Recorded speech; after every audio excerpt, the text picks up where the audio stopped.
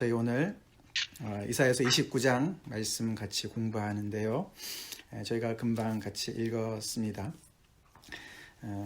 우리 28장부터 다시 이사야 그 시대에 8세기경에 그 남유다의 영적인 상태를 이야기하면서 하나님의 말씀의 그 심판의 말씀과 또 간간히 회복의 말씀이 같이 나오는 그런 부분이라고 말씀을 지난주에 드렸는데요.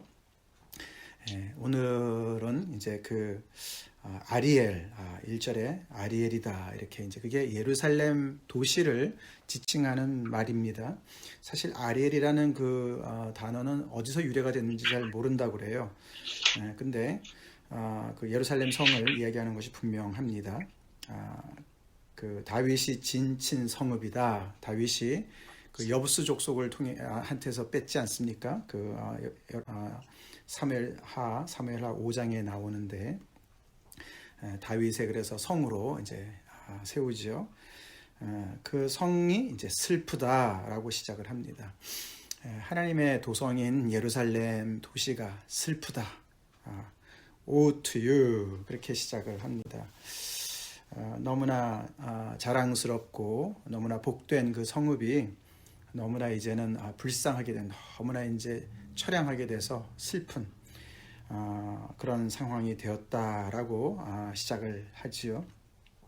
해마다 절기가 돌아오겠지만 너네가 매년마다 지금까지 이렇게 지내온 것처럼 절기가 오고 또 1년이 지나고 또 1년이 지나고 이렇게 계속 진행이 될 것처럼 너네가 생각하고 있지만 내가 여호와께서 아리엘을 괴롭게 할 것이다. 하나님께서 그 성을 신방을 하시는데 그들을 괴롭게 하시기 위해서 찾아가시는 거예요. 하나님의 심판이 임했기 때문에 그들의 상태가 슬픈 상태로 된다. 그가 슬퍼하고 애곡하게 될 것이다. 내게 아리엘과 같이 되리라. 이게 이제 무슨 뜻인지 잘 모르는 이제 표현인데요. 내게 아리엘과 같이 될 것이다. 이 아리엘이 그래서 너가 원래 그 예루살렘의 그 모습을 잃었는데 이런 정말 슬픔과 애곡을 통해서 너네가 진정한 예루살렘의 모습으로 변할 것이다. 이렇게 해석을 하는 사람들도 있지만 그렇게보다는 이 아리엘이라는 단어가 그 번제단의 옆에 있는 이 그런 모습이라고 합니다. 그래서 그 예루살렘 성이 마치 번제단처럼 그렇게 제물을 불태우는 것과 같이 그렇게 정말 하나님의 진노로 불탈 것 같은 이제 심판의 모습을 이야기한다. 이렇게도 얘기하는 사람들이 있습니다. 그러나 1절과 4절은 이 예루살렘에 임하는 하나님의 진노의 이야기 때문에 두 번째 해석이 맞는 것 같습니다.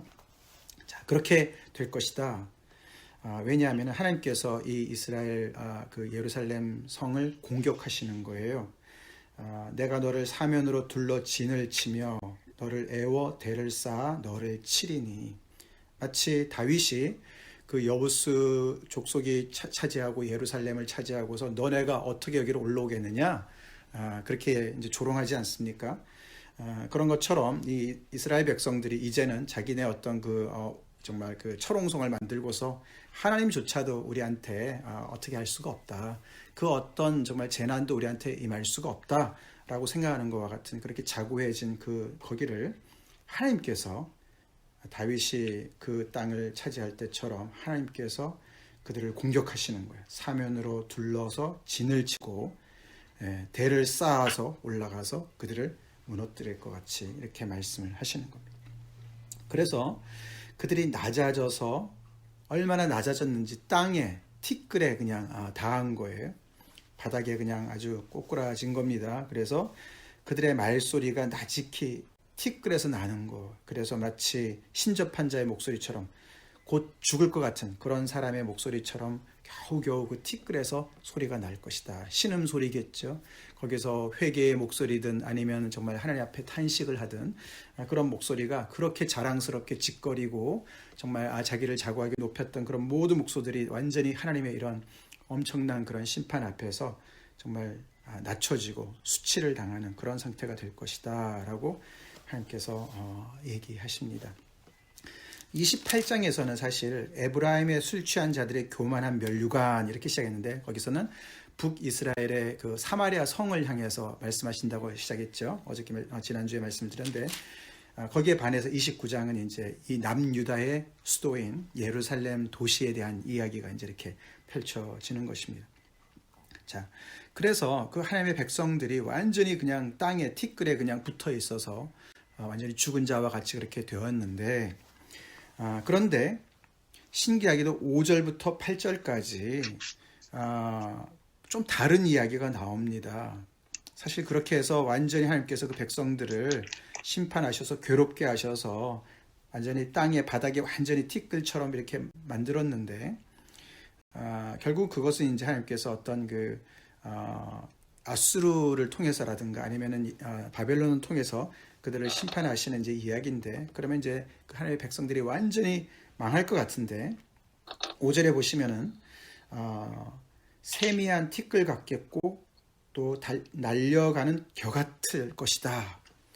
그래서 이제 하나님의 백성들이 이렇게 세미한 티끌 같이 완전히 사라지고 날려가는 겨와 같이 완전히 흩어질 것 같이 완전히 망할 것처럼 얘기가 진행이 되어야 될 것 같은데, 그 대상이 5절에서 확 바뀝니다. 그 대상이 이 하나님의 백성이 아니라 그들을 공격한 대적의 무리라고 얘기를 하는 거예요. 그래서 완전히 그들을 공격했던 그 대적이 세미한 티끌과 같고 날려가는 겨같이 완전히 흩어지고 무너지고 망할 것으로, 그렇게 이 얘기를 확 반전을 시키죠. 그 일이 순식간에 갑자기 일어날 것이다 라고 하나님께서 이야기하십니다. 그래서 완전히 하나님께서 이렇게 이스라엘 그 아리엘 그 예루살렘 성을 그렇게 정말 찾아가셔서 그들을 괴롭게 하셔서 망하게 하셨는데, 정작 망한 것은 그들의 원수, 그들을 망하게 하는 그 원수들이 완전히 망하게 되고, 이 백성들은 거기서 뭔가 이렇게 하나님의 보호를 받고 뭔가 다시금 뭔가 이렇게 완전히 잿더미에서 뭔가 다시 뭔가를 기다리고 있는 것 같은 그런 모습을 보게 되는 것이에요. 그러면서 계속 5절 이제 이후에 하나님께서 어떻게 그 대적의 무리들을 이렇게 세미한 티끌과 같이 날려가는 겨같이 만드셨냐면은, 만군의 여호와께서 정말 풀 포스로 완전히 그냥 아주 하나님의 현현으로 마치 출애굽에서 신의 산에서 강림하신 것처럼 그렇게 우레와 지진과 큰 소리와 회오리 바람과 폭풍과 맹렬한 불꽃으로 그들에게 임하셔가지고 그 대적의 무리들을 징벌하시기 때문에 그렇게 됐다. 그래서 아래를 치는 열방의 무리들이 그들의 그 요새를 쳐서 그들을 곤고하게 하는 모든 자들이, 그래서 이제 징벌을 받아서 마치 꿈을 꾼 것처럼 밤에 환상을 본 것처럼 그렇게 그들이 정말 사라질 것이다.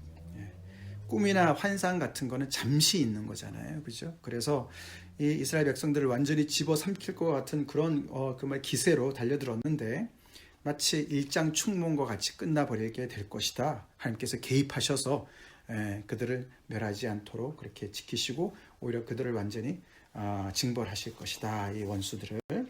그래서 줄인 자가 꿈에 먹었을지라도 깨면 그 속은 여전히 비고, 목마른 자가 꿈에 마셨을지라도 깨면 곤비하며 그 속에 갈증이 있는 것 같이 시온산을 치는 열방의 무리가 그와 같을 것이다. 그래서 이스라엘 이 예루살렘 성을 공략하는 그 원수가 아수르든 바벨론이든 정말 완전히 그들을 집어삼키기 위해서, 아니면은 정말 그들을 정말 여기 보면은 이제 배고픈 자가 아니면은 목마른 자가 그것을 먹고 마시고 싶은 이제 그런 표현을 했는데, 근데 그게 꿈이었다는 것이죠.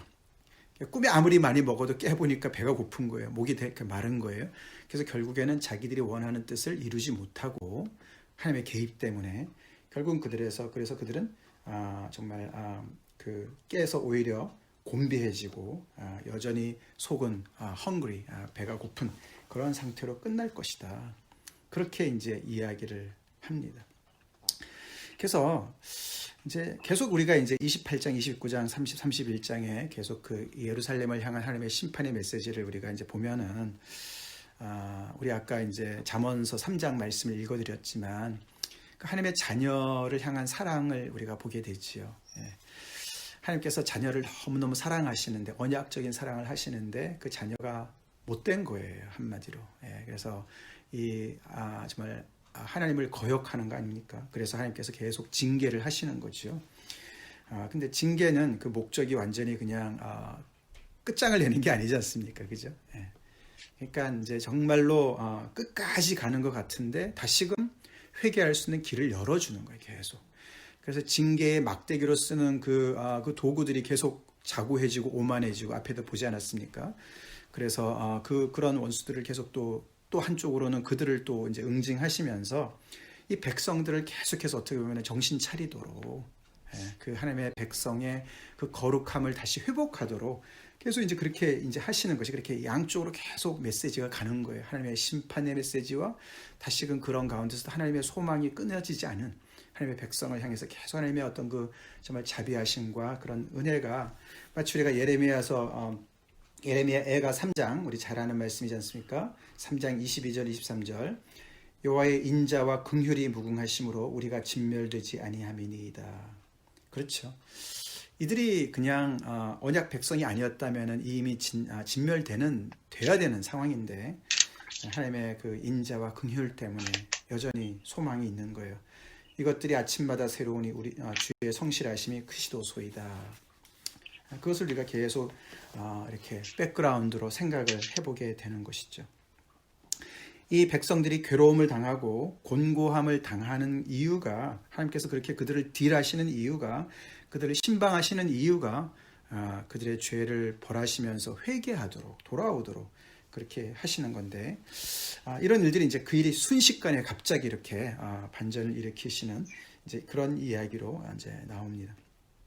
자, 근데 이제 왜 이렇게 되느냐? 그 얘기가 이제 9절부터 12절에 이제 그들의 영적인 상태와 연결이 된 것을 이야기하지요. 이들의 영적인 상태가 어땠었느냐? 남유다의 영적인 상태가 앞에서도 봤죠. 우리가 28장에서도 보면은 그 선지자들과 제사장들이 완전히 그냥 정말 독주에 취한 것처럼, 포도주에 취한 것처럼 그렇게 정말 너무나 정말 거룩함을 상실하고, 그러면서도 그 선지자의 가르침을 계속해서 누구를 가르치냐 막 이러고 너무나 그런 영적인 교만함을 또 떨고, 또 우리가 정말 사망과 언약을 맺었고 수월과 맹약을 했다, 누가 우리를 괴롭히겠느냐 막 이런 정말 얘기들을 하는 그런 사람들이 아니었습니까? 다시 한번 여기 9절부터 12절에 그들의 영적인 상태를 이야기하는데, 한마디로 뭐라고 표현할 수 있냐면 완전히 영적인 코마에 빠진 거예요. 영적인 혼수 상태에 빠졌습니다. 그래서 시작이, 너희는 놀라고 놀라라, 너희는 맹인이 되고 맹인이 되라. 너네 지금 현재 그 상태를 계속 유지해라. 마치 앞에 1절에 해마다 절기가 돌아오려니와, 그들은 계속해서 지금 계속 하는 듯이 계속 천년만년 갈 것처럼 생각하는 거예요. 그래서 너네 그런 정말 영적인 안일한 상태, 영적으로 완전히 너네가 그런 정말 무기력한 그 상태, 그거를 계속 너네가 유지해라. 놀라고 놀란다. 하나님의 이런 심판의 메시지를 듣긴 하는데 놀라기만 하는 거예요. 이것이 놀란다는 말이 다르게 번역할 수 있는 게 지체하다 이런 뜻도 됩니다. 딜레이. 그러니까 말씀을 듣긴 하지만은 거기에 따라서 회개하고 돌이키질 않는 거야. 계속 지연을 시키는 거야. 그래서 너네 그렇게 계속 영적인 게으름 상태에서 계속 있어라. 맹인이 되고 맹인이 되라. 정말 보지 못하는 상태에서 계속 그대로 있어라. 왜냐하면은 그들의 취함이 독주로 말미암음이 아니고 그들의 비틀거림이 포도주로 말미암이 않고 그들의 비틀거림이 독주로 말미암이 아니다. 그래서 이게 오히려 술에 취했으면 깨면 될 텐데 이들이 취한 것이 그게 아니라고 얘기합니다. 어디에 취했냐면은 여호와께서 깊이 잠들게 하는 영을 그들에게 부어주었기 때문에 그렇다. 너무나 무서운 얘기가 나옵니다. 어떻게 이들이 영적인 혼수 상태에 완전히 이렇게 빠져들었느냐? 그것이 밑에도 보면은 이제 선지자들과 너희 지도자인 선견자들이 그들에게 눈을 감기게 하셨고 그들을 그들을 쫙 이렇게 정말 덮는 것이 깊이 잠들게 하는 영이라는 거예요. 하나님께서 그들에게 그런 잠자는 영을 부어주셨다는 것이죠. 너무나 무서운 얘기죠. 그래서 이들의 영적인 그런 정말 혼수 상태가 하나님으로부터 비롯된 것을 얘기합니다. 그리고 더 나아가서 이 하나님께서 주시는 계시가 있는데 이 이사야를 통해서든 하여튼 선지자를 통해서 주시는 계시가 있는데 그 모든 것들이 봉한 책처럼 됐다는 거예요. 그래서 보통 사람들은 뭐 앞에 11절 12절 보시면은 글을 읽을 수 있는 사람들은 봉해져 있기 때문에 못 읽고, 또 이게 열렸다 하더라도 글을 못 읽는 사람들은 또 글을 모르니까 또 못 읽고, 그래서 아무도 읽을 수 없는 그런 봉한 책처럼 완전히 비밀에 붙여진 것과 같은, 계시라는 것은 무엇입니까? 하나님의 어떤 정하신 뜻이지 않습니까? 그래서 지금 격변하는 어떤 그런 시대 속에서 하나님의 뜻이 계속해서 말씀을 통해서 선포가 되어지는데, 그런 것들이 이 영적인 혼수 상태에 빠져 있으니까 그 말씀조차도, 계시조차도 완전히 깨닫지 못하는, 완전히 그냥 수수께끼 같이 닫혀 있는 봉한 책이 돼버렸다는 것이에요. 자, 이제 어떻게 그렇게 될 수 있을까? 그게 이제 사실은 밑에 13절부터 16절에 그 이유가 나옵니다. 여기서 하나님께서 그들에게 이런 잠자는, 깊이 잠들게 하는 영을 부어주신 사실 이유가 있는 거예요. 하나님께서 처음부터 그렇게 말씀 안 하시죠. 이것이 이제 앞에 그 이사야서 6장에 하나님께서 이사야를 선지자로 부르실 때 말씀하신 거예요. 그죠? 그때 말씀하신 게 어떻게 말씀하셨습니까? 너가 가서 말씀을 전해야 되는데 9절 10절에 여호와께서 이르시되 가서 이 백성에게 이르기를 너희가 듣기는 들어도 깨닫지 못할 것이요 보기는 보아도 알지 못하리라 하여 이 백성의 마음을 둔하게 하며 그들의 귀가 막히고 그들의 눈이 감기게 하라. 염려컨대 그들이 눈으로 보고 귀로 듣고 마음으로 깨닫고 다시 돌아와 고침을 받을까 하노라. 이렇게 말씀하셨단 말이에요. 좀 이해가 안 되는 수수께끼 같은 말씀이라고 그때도 말씀을 드렸는데, 근데 이제 하나님께서 이렇게 말씀하시는 이유가 있는 거죠. 뭘까요? 그게 이제 13절, 14절, 15, 16절에 이렇게 13, 14부터 먼저 살펴보면은 결국에는 이들이 입으로는 하나님을 가까이 한다고 그러고 입술로는 하나님을 공경한다고 하지만 마음이 하나님으로부터 멀리 떠나 있는 상태를 얘기합니다. 다시 말해서 마음이 없이 입으로만 하나님께 예배를 드리는 위선적인 예배를 얘기하고요. 그리고 이 15, 16절에 보시면은 자기의 계획을 여호와께서 깊이 숨기려 하는 자들은 화 있을진저. 그렇게 해서 그들이 예배만 타락이 된 것이 아니라 예배가 타락을 하니까 어떻게요? 자기의 계획을 가지고 있는데 하나님이 알까봐 무서워해요. 하나님께서 그것을 간섭하실까봐 두려워해요. 그래서 하나님 몰래 그것을 실행하려고 자기의 계획을, 자기의 플랜을, 어떻게 보면 나라로 보면 어떤 정책을 자기들 마음대로 정말 뜻대로 해보려고 하는, 그래서 완전히 그 실생활에서 하나님이 안 계신 것처럼, 하나님이 모르시는 것처럼, 하나님께서 보시지 못하는 것처럼, 그래서 실천적 무신론자처럼 행동하는, 누가요? 아리엘이, 하나님의 백성인 이 예루살렘 사람들이 그렇게 행동을 하는 거죠. 그러니까 결국에는 그냥 똑똑해서 머리로만 생각해가지고 이렇게 하면 살아남을 것 같다, 이렇게 하면은 하나님 없이도 우리가 정말 그 해결책을 찾을 수 있고 우리가 국제 정세에서도 우리가 정말 잘 살 수 있을 거다, 그렇게 자기 나름대로 길을 찾아갈 수 없도록 하나님께서 만드시는 거예요. 다시 말해서 하나님께서 위에 영적인 혼수 상태에 빠지게 하시는 거예요.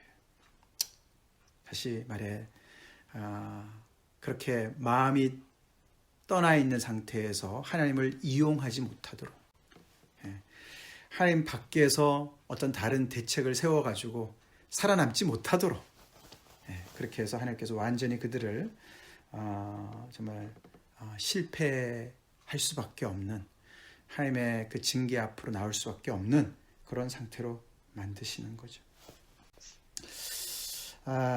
이들이 하나님의 백성이기 때문에 그런 것이죠. 하나님의 백성인데 그들이 입으로만, 입술로만 하나님을 공경하는 거죠. 그러면서 그들이 하나님을 경외하긴 하는데 그 수준이 사람의 계명으로 가르침을 받는 수준밖에 안 되는 거죠. 정말 하나님을 두려워하지 않고 정말 하나님을 경외하지 않고 그 당시에 리더들이, 종교 지도자들이 이야기한 그 수준 정도만, 여기까지만 하면 돼, 종교 생활을 이렇게 하면 돼, 동물의 제사는 이렇게 예배를 드리면 돼, 그 정도면 너는 하나님 앞에 문제가 없어, 나름대로 그 종교 지도자들이 인정해주는 그 정도 수준에서 머물면서 정말 그 하나님, 이 마음이 하나님을 두려워하고 경외하는 그 수준까지 안 가는 것이죠. 그런 사람들이기 때문에 하나님께서 12절에 아니죠, 14절에 하나님께서 그러기 때문에 이 백성 중에 기이한 일, 곧 기이하고 가장 기이한 일을 다시 행하겠다라고 말씀하세요. 여기 기이한 일이 3번 반복이 됩니다. 다시 행한다고 말씀하시는 거 보면은 전에 하신 적이 있는 거죠. 언제 가야 되겠습니까? 여러 가지 일 중에 정말 출애굽의 어떤 그런 역사를 볼 수가 있는 것이죠. 완전히 불가능했던 일을 하나님께서 바로의 그 압제에서부터 그들을 구원해주지 않으셨습니까? 아니면은 오늘도 본문의 뒤에 보면 아브라함이 나옵니다. 그죠? 아브라함의 그 정말 갈대우리에 있었던 그 아브라함을 불러내셔서 이스라엘을 시작하신 그런 하나님의 기이한 일들, 그런 이야기로 볼 수가 있는데, 그때는 이 이스라엘 백성들한테 굉장히 구원의 일이었고 그들에게 굉장히 정말 소망적인 일이었는데, 여기서 14절에서는 반대죠. 이렇게 하나님을 건성으로 대하고 형식적으로 대하고 외식으로 대하는 그 백성들을 향해서 기이한 일을 행하시는데 그들한테 심판을 행하시는 거예요. 어떤 심판이냐면 그들 중에서 지혜자의 지혜가 없어지고 명철자의 총명이 가려지리라. 그들로부터 지혜를 없애시고 총명을 없애신다는 거예요. 그게 하나님께서 행하시는 기이한 일이다. 사실 그렇잖아요. 정말 똑똑한 사람들 세상에 많이 있잖아요. 그죠? 그 똑똑한 사람들이 그 똑똑한 머리를 가지고 이것저것 정말 이성적으로 잘 판단해서 결정하면은 좋은 솔루션이 나와야 돼요. 그죠? 근데 그들이 똑똑한 머리를 가지고 결론을 내렸는데 어린애반도 못한 결론을 내리는, 그게 얼마나 기이한 일입니까? 그죠? 어떻게 그럴 수가 있지? 어떻게 머리가 저렇게 돌아가나? 그런 생각이 들 정도로 하나님께서 간섭하신다는 말이에요. 그들의 지혜를, 총명을 하나님께서 거두어 가시면은 마치 느부갓네살 왕에서 하나님께서 인간의 그 모든 총명을 거두어 가시면 어떻게 했습니까? 짐승이 됐어요. 그렇죠? 그런 거 마찬가지인 거죠. 그래서 그게 엄청나게 기이한 일이 될 것이다. 다시 말해서 아까 말씀을 드렸지만 이렇게 건성으로 하나님을 예배하는 그런 그 사람들이 계속해서 1년이고 2년이고 절기가 계속 오면서 반복되면서 습관화되면서 정말 하나님께 예배드리는 것에서 하나님을 잊어버린 상태로 오래 지속되다 보니까 그들은 정말 하나님을 경외하는 자가 얻는 지식으로부터 멀리 떠나게 되는 거예요. 자, 그것이 하나님의 사실 징계이자 또한 은혜이죠. 하나님을 떠나 있는데도 하나님 없이도 뭔가 정말 살아남을 궁리를 계속 거기서 할 수 있고 살아남을 수 있다면, 지혜가 여전히 자기를 살리고 다른 사람들을 살릴 수 있다면 하나님이 필요 없겠죠. 그렇죠? 근데 하나님은 그렇게 안 하시는 거예요. 하나님 밖에서는 솔루션이 없도록 만드셨습니다. 아멘. 그것이 하나님의 지혜예요. 하나님의 사랑이에요. 하나님 밖에서는 살 수 없도록 우리를 그렇게 만드셨어요. 그래서 이런 상태를 통해서 이제 15절이죠. 이 사람들이 아직 정신을 못 차려요. 하나님께서 지혜와 총명을 가져가셨는데 자기가 하나님보다 더 총명한 줄로 착각하게 됩니다. 그러면서 자기의 살아남을 계획을 짜는 거예요. 그러면서 하나님 보실 때는 너무너무 어리석은 일인데, 아하스 왕이 예를 들어서 아수르와 손잡는 것이 얼마나 어리석은지, 또 나중에 히스기야가 애굽이랑 손잡는 것이 얼마나 어리석은지 모르는 거죠. 그것이 어떤 화를 자기한테 자초할지를 모르는 거예요. 그런데도 마치 그것이 정말 살아남을 길인 줄 알고 하나님한테 숨기려고 하는 거예요. 여호와께 깊이 숨기려고 생각하는 거예요. 그러면서 누가 우리를 보겠느냐? 누가 우리를 알겠느냐? 그렇게 생각하면서 이렇게 하나님께서 지혜와 총명을 다 걷어가신지를 모르고 더 똑똑한 줄로 착각하면서 어떤 그런 국제의 그런 변화에 맞춘 어떤 정책을 세우고 계획을 세우는 것을 이야기하는 겁니다. 그것을 16절에 이사야는 패역하다 그렇게 얘기합니다. 너희의 패역함이 심하다. 심하지요. 왜요? 하나님보다 더 똑똑하다고 생각하니까요. 그래서 비유를 토기장이를 어찌 진흙같이 여겼느냐. 이들이 이제 얼마나 지혜와 총명이 없어졌으면은 하나님하고 맞먹으려고 한다는 것이죠. 하나님 때문에 존재하고 하나님 때문에 지금까지 이런 하나님의 백성의 그 영광을 누린 자들이 이제 하나님과 맞먹고 하나님을 무시하는 자리까지 가는 것이죠. 지음을 받은 물건이 어찌 자기를 지은 이에게 이르기를 그가 나를 짓지 아니하였다. 빚음을 받은 물건이 나를 빚지 않았다. 그러면서 그가 총명이 없다. 하나님이 총명이 없으시다. 이런 결론을 내리는 거예요. 이 상황을 어찌해야 됩니까?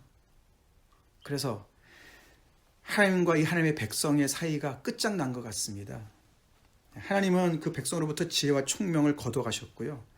백성은 반대로 하나님을 향해서 하나님이 총명이 없으시다. 이러고 끝난 거예요. 결과가 그 관계가 완전히 이제 이렇게 정말 허물어진 거죠.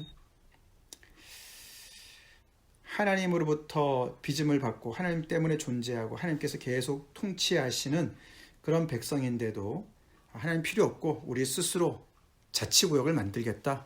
요즘에 우리 여기 뭐 캐피털 힐에 어토너머스 존이라는 것을 만들었다고 그렇게 얘기하지 않습니까? 미국 정부, 연방 정부 다 못 믿겠다. 이들이 그렇게 생각하는 거예요 지금. 그래서 하나님 말씀 자꾸만 하나님을 신뢰하고 이렇게 급변하는 정세에서 그렇게 뒤떨어진 그런 하나님만 믿으라고 자꾸만 이사야 그렇게 얘기하지 말아라. 이게 시대에 맞춰서 잘해야지, 지혜롭게 해야지. 그래서 정말 아수르한테도 좀 가보고 아수르의 그런 어떤 정말 그 굉장히 발달된 그런 신들도 좀 가서 배우고 문화도 좀 배우고 이제 그런 얘기를 하는 것이죠. 그래서 서로가 이제 이렇게 정말 생각을 해서 결국 이런 것 때문에 이런 그들의 태도 때문에 이런 오만함 때문에 하나님을 완전히 거부하고 대적하는 이런 오만함 때문에 하나님께서 그들에게 영적인 깊은 잠에 그 영을 부어주신 거예요. 아까도 말씀드렸지만 그게 하나님의 은혜입니다. 물론 그것 때문에 그들은 정말 엄청난 공고를 당하게 되고 괴롭게 되죠. 외세로부터 침략을 받습니다. 징계를 받습니다. 그러나 하나님께서 손을 안 쓰시면은 거기에서 계속해서 정신을 못 차리니까요. 자, 그런데 말이죠. 끝난 것 같은 이런 상황 속에서 아까도 이제 완전히 그래서 땅에 붙은 것 같고 티끌 속에서 그냥 겨우 이제 그냥 개미 소리만 한 소리만 내는 것 같이 이렇게 완전히 이제 그 하나님과 그 백성의 관계가 완전히 바닥으로 이제 추락한 것 같은데 불씨가 다 꺼진 것 같은데 17절부터 갑자기 다시 살아나는 이야기가 나옵니다. 오래지 아니하여 그러면서 뭔가 엄청난 반전의 역사가 일어납니다. 큰 변화가 일어납니다. 계속 말씀드리지만 이사야서는 이렇게 하나님의 심판의 엄연한 심판의 메시지와 하나님의 놀라운 소망의 회복의 메시지가 계속 이렇게 평행선처럼 계속 가고 있습니다. 그만큼 하나님께서 이 백성을 너무너무 정말 애절하게 사랑하시는 거예요. 우리 부모들이 정말 그렇게 반항하는 우리 정말 자녀들, 청소년 자녀들 예를 들어서 정말 디서플린 할 때 그런 마음이죠, 그죠? 너무 이렇게 강하게 또 다루면은 얘가 또 정말 그것 때문에 어떻게 잘못될까봐 너무 이제 그 마음 졸이면서 정말 부모의 심정을 이해하기를 너무 바라는 그런 마음과 같이 그래서 계속해서 이렇게 당근과 채찍을 같이 가는 것처럼 얘기하시는 거예요. 그 하나님의 마음을 우리가 읽어야 되겠습니다.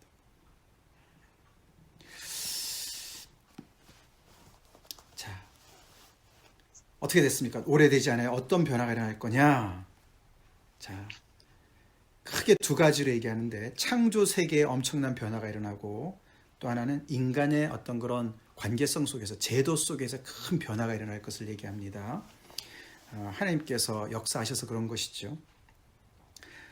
창조세계에서는 어떤 변화가 일어나냐면 17절에 레바논이 기름진 밭으로 변하지 아니하겠으며, 레바논, 우리 여기 나지 선교사님 늘 레바논 그러면 너무 좋게 이제 말씀하시는데, 여기 레바논은 굉장히 산에 이렇게 아주 좀 이렇게 황량한 땅으로 이제 얘기를 합니다. 거기가 기름진 밭으로 변할 것이다. 그리고 반대로 기름진 밭은 숲으로 여겨질 것이다. 그래서 하나님께서 역사하셔서 새롭게 새 질서를 창조하실 때 이런 어떤 반전의 역사를 이야기합니다. 이것이 상징적인 얘기가 될 수도 있겠고 진짜일 수도 있겠죠. 그 다음에 18절, 19절, 20절에는 21절에는 이 인간들 관계성 속에서의 변화를 얘기하는데, 그날에, 오래지 아니하여 그날에 하나님께서 직접 나타나서 역사하시는 그날이 오면 못 듣는 사람이 책의 말을 듣고 어둡고 캄캄한 데서 맹인의 눈이 볼 것이다. 그래서 신체적인 장애를 가지고 있는 사람이에요. 앞에는 청각장애, 뒤에는 시각장애들인데요.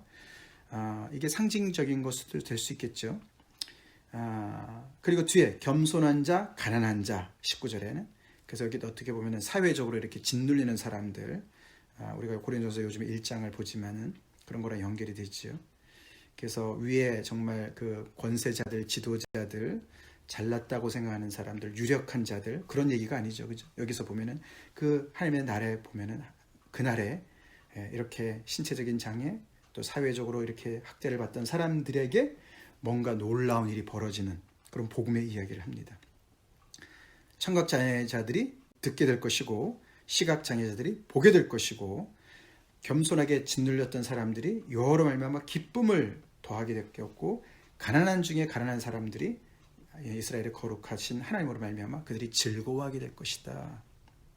그런 이유가, 어떻게 사회적으로 그런 변화가 일어나는 이유는 21절에 하나님께서 강포한 자와 오만한 자와 죄악의 기회를 엿보던 악을 행하는 자들을 다 소멸시키시고 그치시게 하시고 끊어버리게 하셨기 때문에, 끊어버렸기 때문에, 강포한 자와 오만한 자와 악을 행하는 자들을 하나님께서 제거하셨기 때문에 그런 새로운 시대가 열릴 것이다.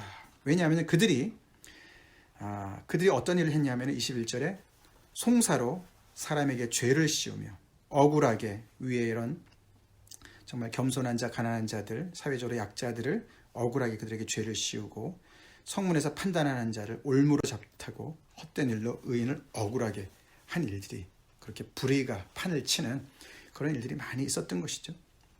그것을 하나님께서 새롭게 잡을 것이다. 그렇게 하면서 위에 완전히 이렇게 정말 영적으로 완전 혼수 상태에 빠져서 그 땅의 모든 정말 그런 그 영적인 암흑기가 이제 새로운 이런 놀라운 하나님의 역사로부터 새롭게 되어지는 것을 이야기합니다.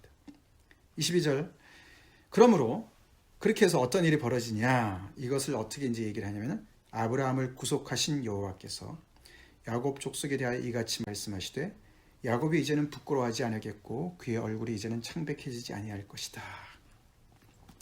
그러면서 하나님의 그 언약을 다시 새롭게 이어나가시는 그런 모습으로 연결을 짓습니다.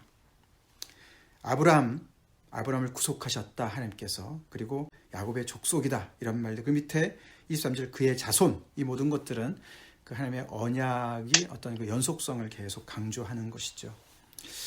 이게 그 아브라함을 구속하셨다는 게 어떤 말을 얘기할 것인가, 아니면은 또 밑에 보면은 이제는 부끄러워하지 않겠다, 이제는 창백해지지 않을 것이다, 그게 무슨 뜻일까? 이게 부끄러워한다, 창백해진다, 이것이 그 무자한 것과 연결이 됐다는 것이죠. 무자하다. 아브라함이 하나님 앞에서 결국은 어떻게 됐습니까? 그들의 문제가 불임의 문제였습니다. 그죠? 아브라함의 부부의 문제는 불임의 문제였습니다. 자녀가 없었습니다. 완전히 정말, 그런데 25년 기다리게 하셔서 완전히 죽은 것과 같은 몸이 되었습니다. 그죠? 그런데 그 아브라함과 사라에게 하나님께서 결국은 그 약속을 이행하셔서 그들을 그 부끄러움으로부터 건져주셨어요. 그래서 이삭을 주셨어요. 마찬가지로 우리가 위에서 봤지만서도 정말로 하나님께서 역사하지 아니하시고 개입하지 아니하시면은 이들의 그 영적인 그런 그 파산 상태, 그래서 하나님께서도 그들로부터 총명과 지혜를 제거해 버리시고 이들도 하나님을 향해서 총명이 없다고 그러고 이렇게 해서 완전히 정말 영적으로 꽉 그냥 꽉 막혀 있는 그런 상태. 그래서 더 이상 미래가 안 보이는 그 이스라엘 백성들의 그 미래, 그 믿음이 그대에서 끊긴 것과 같은 그런 상태였었는데 하나님께서 그것을 다시 회복시키시는 걸 얘기하는 거죠. 위에서 봤듯이 하나님께서 다시 은혜로, 은총으로, 긍휼로 그들에게 찾아가셔서 그들에게 새롭게 그 꺼져가는 불씨를 새롭게 하심으로 인해서 그 믿음의 후손들을 남겨두시는 거예요. 그래서 그들이 부끄러움에 끝까지 있지 않게 하시고, 그래서 그의 자손은 내 손이 그 가운데서 행한 것을 볼 때에 내 이름을 거룩하다 하며 야곱의 거룩한 일을 거룩하다 하며 이스라엘의 하나님을 경외하게 될 것이다. 그래서 완전히 새로운 면모로 회복이 될 것을 얘기하는데, 자, 그렇게 회복이 되는 것이 사실 굉장히 고난의 길이죠. 고통의 길입니다. 그냥 간단한 문제가 아닙니다.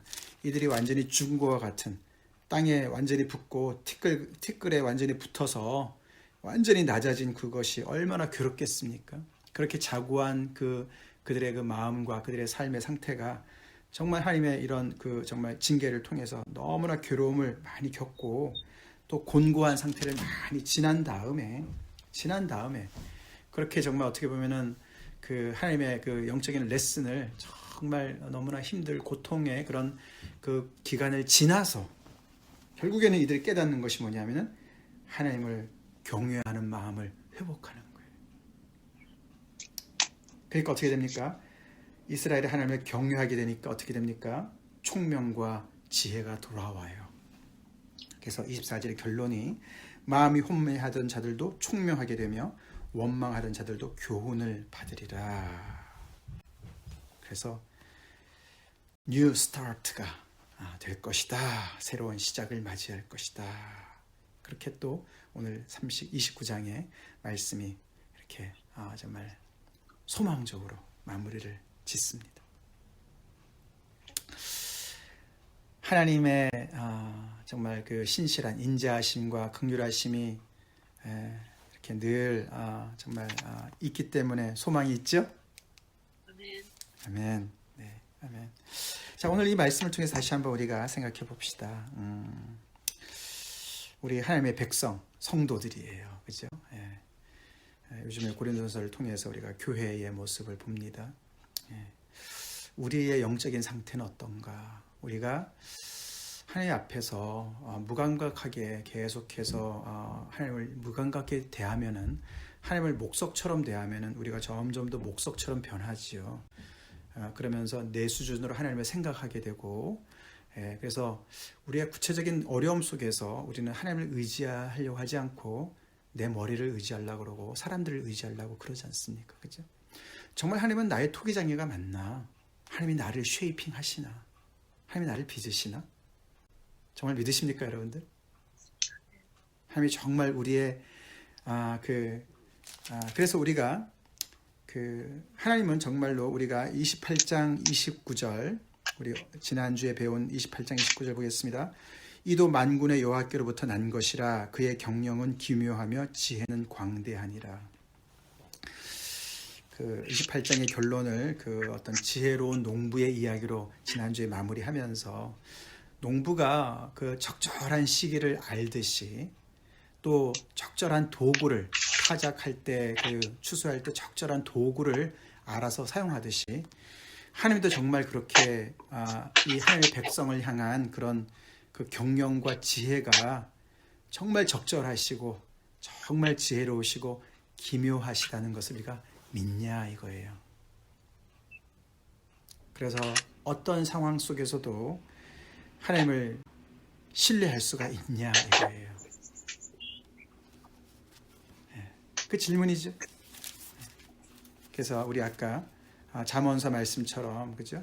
잠언서 말씀처럼 범사의 그를 인정할 수 있냐? 범사의 그를 경외하고 인정할 수 있냐? 영적인 그 민감함은 우리가 하나님 앞에 늘 깨어 있는 것은 정말 그 매일매일 우리가 주님의 말씀 앞에 깨어 있어야 되고 기도로 깨어 있어야 되는 것이죠. 그런 말 있잖아요. 뭐 골프 치는 분들이 싱글 핸디 있는 분들은 일주일에 적어도 서너 번은 치지 않으면은 점점 녹이 쓴다 그러죠. 피아니스트들이 그 실력을 유지하려면 매일 연습을 안 하면 안 된다고. 그런 것처럼 우리의 영성도 마찬가지죠. 그 하나님과의 관계를 우리가 가꾸지 아니하면은 우리는 어느새 우리도 모르는 사이에 영적인 깊은 잠에 빠질 수가 있게 되는 것입니다. 거기서 헤어나오려면, 그 코마에서 헤어나오려면 엄청난 괴로움과 그런 곤고함을 지나야만 나올 수 있다는 사실을 알고서 정말 두려워해야 됩니다. 아멘이십니까? 두려워해야 돼요. 우리의 영적인 상태가 이런 정말 코마 상태에 빠지지 않도록 늘 깨어 있으려면 우리는 기도로 깨어 있어야 되고 말씀으로 깨어 있어야 됩니다. 그것은 핵심이 뭡니까? 마음이 하나님을 향하냐 이거예요. 내가 오늘도 새벽기도 참여했다. 내가 오늘도 하나님의 말씀을 내가 묵상했다. 이게 아니고 그걸 통해서, 그런 것을 통해서 하나님의 거룩하심 앞에 나가서 하나님을 경외하는, 우리의 마음이 하나님을 경외하는 그 자리에까지 가느냐. 그래서 범사의 그를 인정하고 우리의 계획이 무슨 계획이든 간에 그것이 하나님의 말씀 앞에서, 하나님의 뜻 앞에서 늘 검증이 되고, 때로는 하나님께서 반대로 말씀하셔도 그 말씀을 따라서 순종할 수 있는 그런, 정말 그런 자들, 하나님을 경외하는 것이 정말 지혜와 지식의 출발이 아닙니까? 그것을 얘기하는 것이죠. 하나님께서 그런 은혜를 저희 오늘날의 성도들한테, 정말 그리스도의 제자들한테 주신 줄로 믿습니다. 아멘. 그래서 깨어 있어야 됩니다. 깨어 있어야 됩니다. 그래서 이 시대에 영적으로 잠자는 많은 사람들을 깨워야 되는 정말 시대의 소리, 이사야 선지자와 같은 그런 역할을 교회가 감당해야 되고 또 우리가 감당해야 됩니다. 우리 가정에서 감당해야 되고 우리 가족들을 또 일깨워야 되겠습니다. 자, 그래서 참 인간의 그 무지는 끝도 없습니다. 끝도 없습니다. 아무리 하나님의 선택된 백성이라 할지라도 이렇게 정말 하나님을 거부할 수 있고 이렇게 하나님 앞에 거역할 수 있고 패역할 수 있다는 사실을 우리는 늘 기억해야 됩니다. 고린도서 10장 말씀처럼 정말 그 이스라엘 백성들이 다 하나님의 그런 은혜를 경험했으면서도 결국은 그들이 다 광야에서 망했다. 그렇게 하나님을 시험하고 정말 그 우상 숭배하는 것에서 자신들을 정말 겸손케 거기서 두려워하며 죄로부터 떠나질 않고 그렇게 위험한 자리에서 계속 머물다가 결국은 그렇게 됐다. 이런 경고들을 우리는 계속해서 들어야 되겠습니다. 자, 오늘 이 말씀을 통해서 다시 한번 우리 이런 하나님의 온전한 또 회복을 우리가 또 보면서 이미 그리스도 예수 안에서 우리 안에 이루어진 이런 회복을 우리가 계속 누리면서 그런 하나님의 나라를 더욱더 정말 전하고 확장하는 우리가 되게 간절히 축원합니다. 아멘. 여기까지 하겠습니다.